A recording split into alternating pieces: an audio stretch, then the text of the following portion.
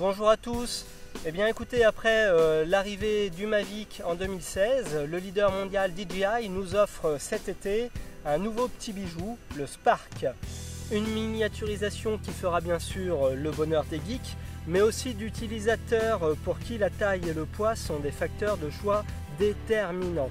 C'est le cas par exemple des sportifs, des aventuriers, des amoureux de la nature, que ce soit à la mer ou à la montagne, bref, tous ceux pour qui l'espace dédié au drone est forcément réduit et chez qui chaque gramme peut compter.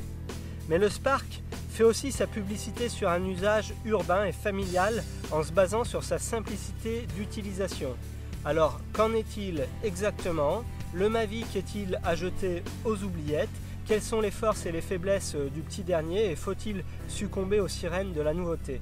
Je vous propose un test en 5 épisodes pour décortiquer le match entre le Mavic et le Spark afin que vous puissiez vous-même vous forger votre opinion qui sera bien sûr fonction de votre usage et de votre budget.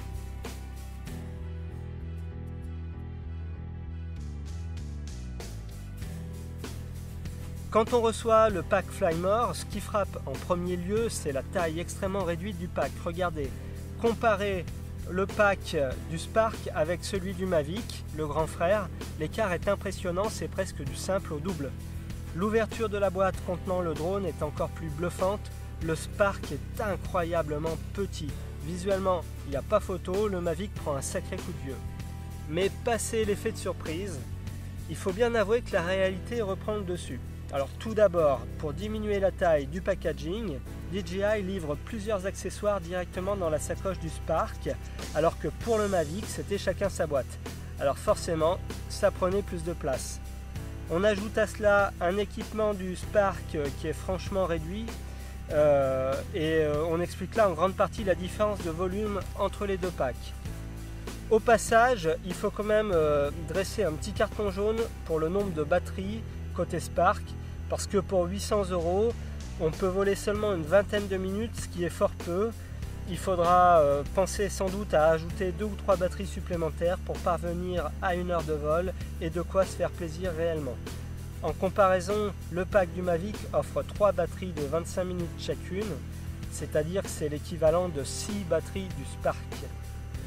Sur la balance, le Spark marque un point décisif avec ses 300 grammes.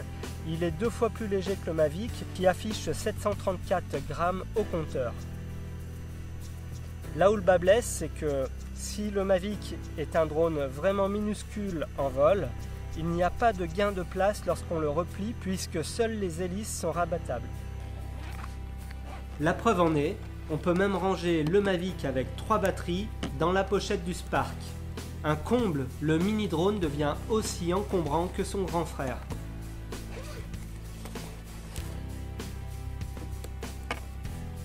Au bilan, bien sûr, le Spark gagne sans conteste le match du poids.